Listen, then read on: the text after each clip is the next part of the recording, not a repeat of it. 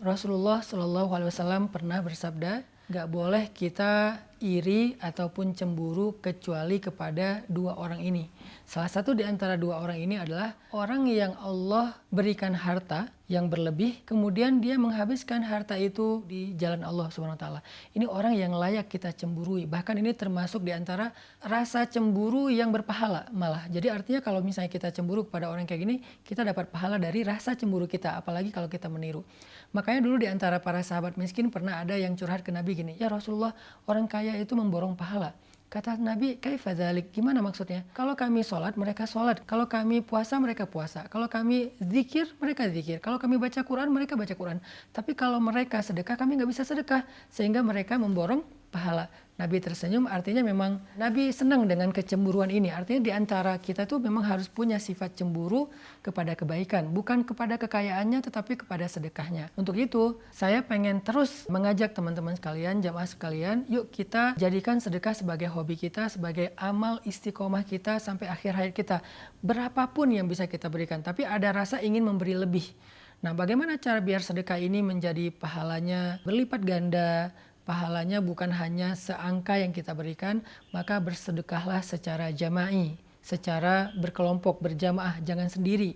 Kalau kita sedekah sendiri, misalnya kita punya uang, kita kasih kepada seseorang, lalu dia pakai makan, maka pahala kita sebesar yang kita berikan. Tapi kalau kita sedekah berjamaah dalam sebuah proyek, sehingga manfaatnya bisa lebih, maka pahala kita bukan seberapa yang kita berikan, tapi pahala kita seberapa besar manfaat dari total sedekah tersebut, karena dia diakumulasi. Misalnya kita bangun masjid.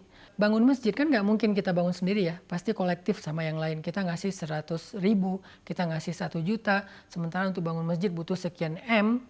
Sebutlah kayak Masjid Rohilah, kita butuh dana sekitar 4 miliar, sekarang kita baru selesai 2 miliar, masih setengah lagi, maka uang kita tuh cuma 1 juta, tapi kebutuhan dananya tuh 4 miliar. Ketika dikolektifkan mencapai angka 4 miliar, insya Allah 4 miliar itu akan menjadi sebuah masjid yang layak, masjid yang luas, masjid yang menampung 1.000 jamaah setiap hari, yang di dalamnya dipakai amal soleh mulai dari sholat, ibadah, Quran, ta'lim, ilmu, dakwah, dan banyak lagi kebaikan yang lain. Kita tuh dapat pahala kolektif, teman-teman. Itulah bedanya beramal sendiri dengan beramal berjamaah. Sama kayak sholat sendiri dengan sholat jamaah. Sholat sendiri dapat 1 pahala, sholat jamaah dapat 27 pahala. Begitu juga sedekah. Kalau kita sedekah sendiri, uang kita kasih kepada orang yang membutuhkan, baik.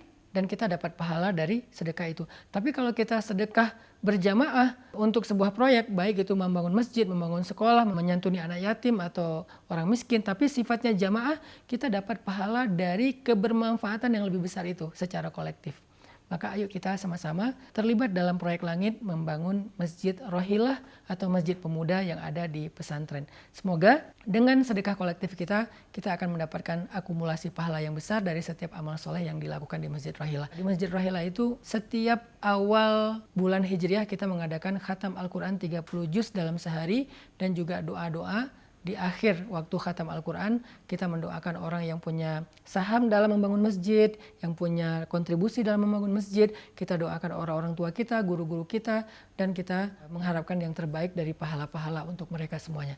Sehingga membangun Masjid Rohilah bukan sekedar membangun fisik, tetapi membangun rumah kita di surga insya Allah. Barakallahu fikum.